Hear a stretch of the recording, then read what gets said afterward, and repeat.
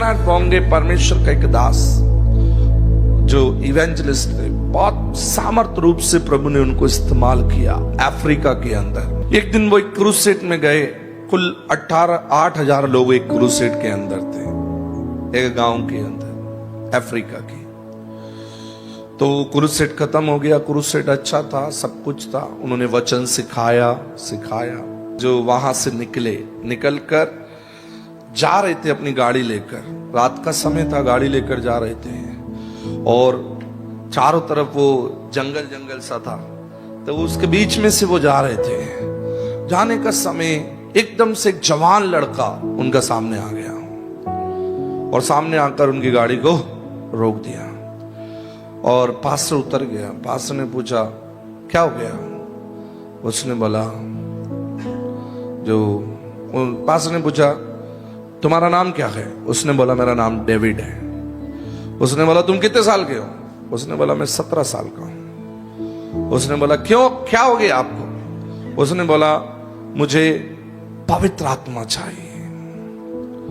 उसने बोला पवित्र आत्मा? उस समय आपने प्रचार किया था पवित्र आत्मा के बारे में। उसने बोला मुझे पवित्र आत्मा चाहिए। रेनाल्ड बोंगे ने बहुत आनंद का साथ, एक जवान लड़का उनका सामने खड़ा और उसके अंदर एक भूख और प्यास है पवित्र आत्मा को पाने की। तब रेनाल्ड बोंगे ने बड़े आनंद का साथ उसके सर पर हाथ रखकर प्रार्थना किया। जैसे वो प्रार्थना किया, एक बिजली सी, उनका करंट सा उनके शरीर के अंदर, उस लड़के के अंदर, वो थोड़ा हिलने लग गया, वो अन्य भाषा बोलने लग गया। जवान लड़का था, उसने प्रार्थना किया। प्रार्थना कर फिर रेनाल्ड बोंगे अपनी गाड़ी में बैठकर चले गया और वो लड़का अपने गांव में चला गया।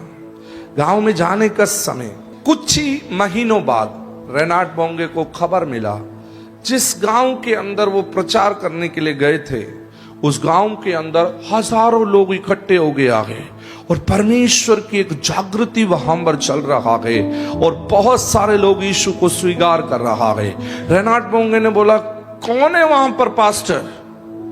उन्होंने बोला जो एक जवान लड़का है।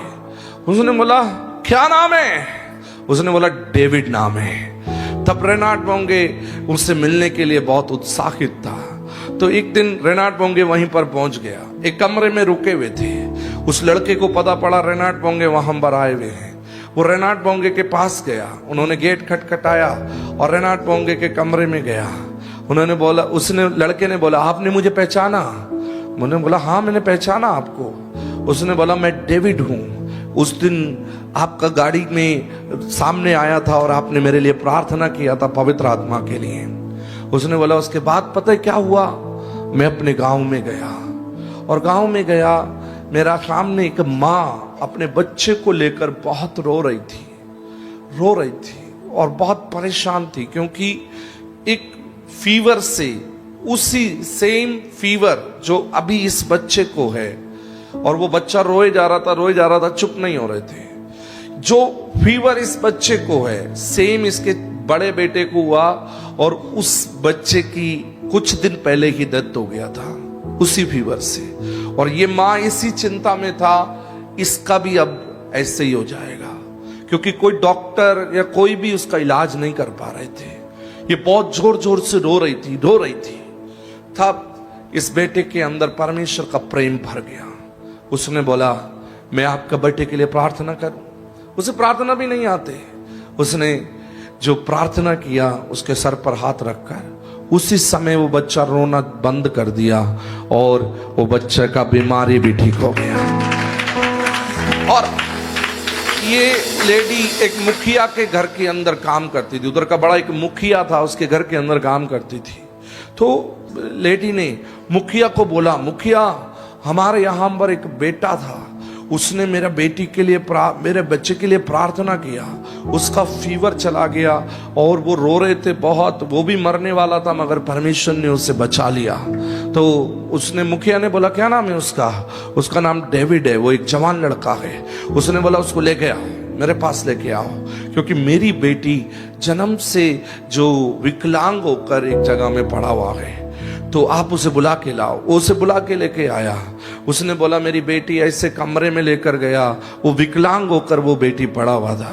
उसने बोला तुमने इस माँ के बच्चे को चंगा किया है, तो आप मेरी बेटी के लिए प्रार्थना करो, मेरी बेटी भी चंगी हो जाए।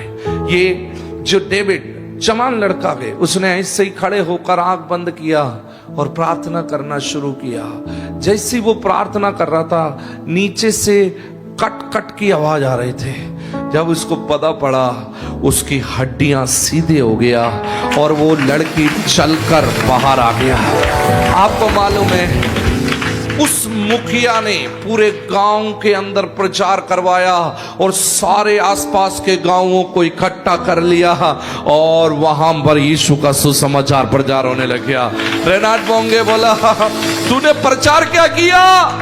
उसने बोला, जो 3 दिन के क्रूसेड में आपने किया वही प्रचार में बार बार करता रहा।